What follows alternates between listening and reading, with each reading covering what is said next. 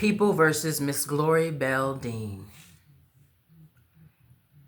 Everybody's got a particular way of seeing a thing and judging it to be right or wrong or right according to what they know to be the truth.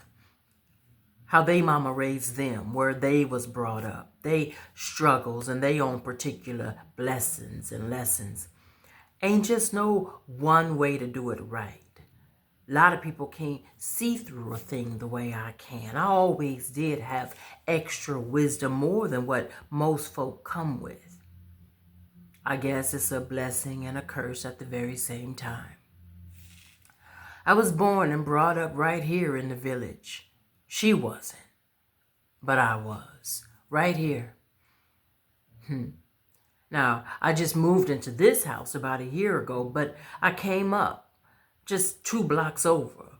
My mama schooled me on cooking and book learning every day right in the kitchen. She passed away 15 years ago. It'd been that long? I guess it have. Me and her sure would have a real good laugh at what's going on if she was here, I will tell you that. Little Miss Ann come calling me one morning. I calls her Fassy Annie 'cause she got kinda a little priss about herself. She ain't from here. I'm from here, but she ain't.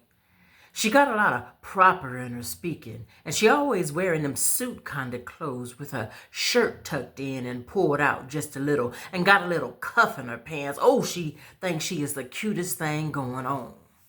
Always around here, click, click, clicking in her heels. Now, who wear heels all the time that mean any good to anybody?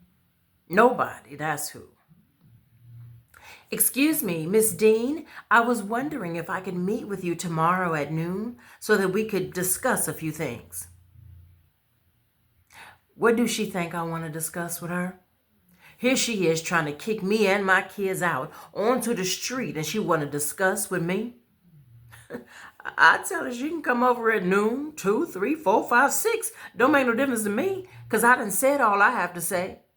Well, okay, I'll see you at noon sharp. You have a blessed day.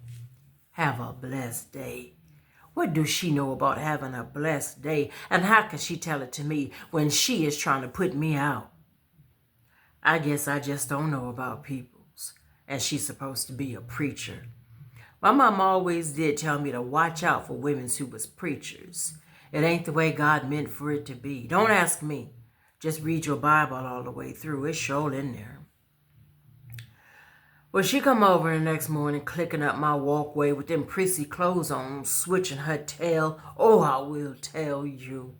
Good morning, Miss Dean. How are you doing today? Yes, she did ask me that. Well, I guess I'm doing just fine. For an old lady with 9 children who was about to be kicked out of her house onto the cold streets by a young preacher gal who got herself a husband and only 2 kids and a house to live in. Yeah, I'm just fine. That's what I need to discuss with you, Miss Dean. May I sit, please?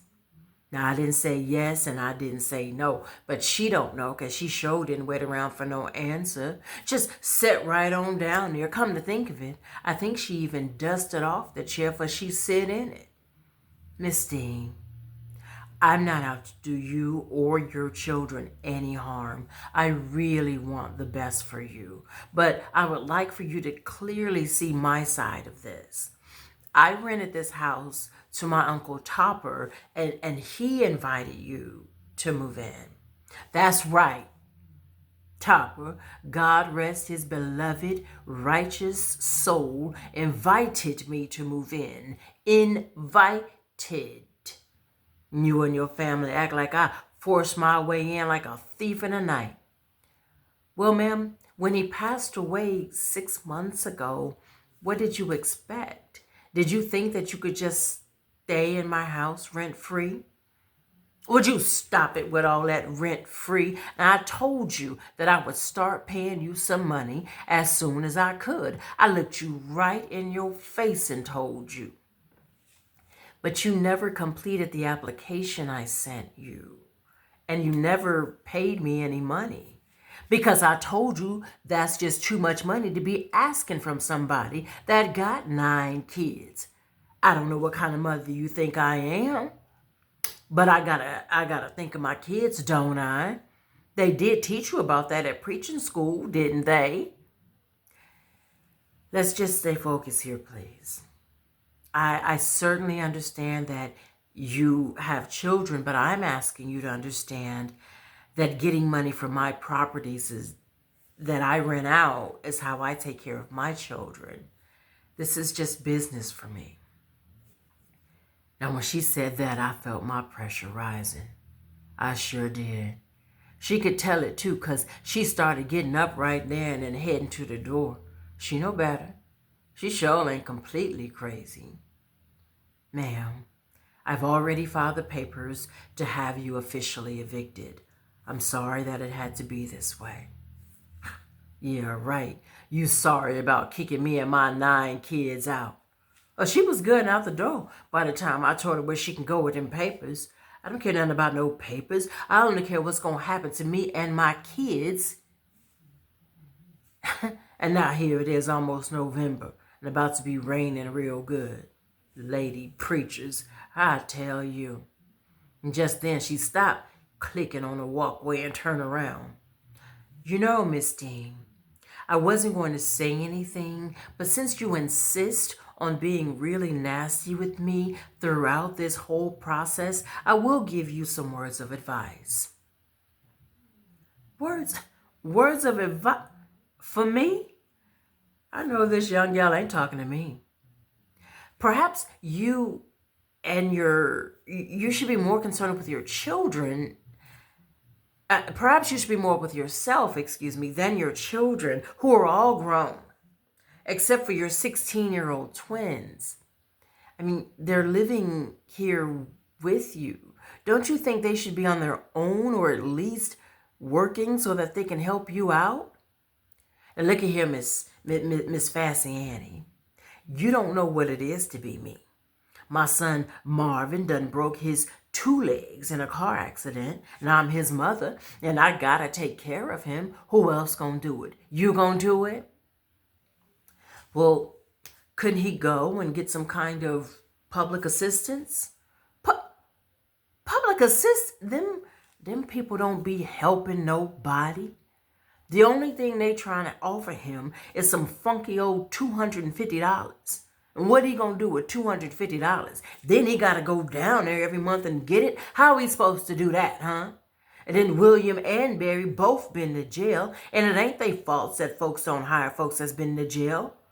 All of my children got situations to be figured around. You think you got my whole life figured out, don't you? But you really don't know nothing.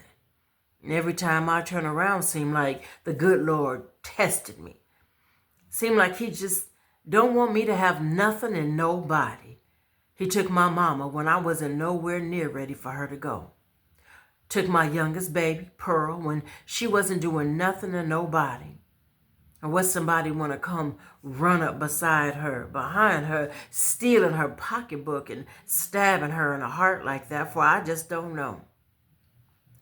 Every time I look up and then down, he taking one and another of my boys off to jail for no good reason except they was just trying to make it in this world. And he even took away Topper. And I know Topper wasn't no ways mine, but he took one look at me and sure gave me and my kids some place to live. And now, look what happened once again. He got tooken from me. And now you. Now, I sure didn't mean for Miss Fassy to see me breaking down like that, but sometimes life just gets real hard. And the stuff that's been building up on your chest come out. You don't never know when it's going to happen. It just do is all. Everybody always want to see something fixed and all worked out, but it don't be sometimes. It just be what it is.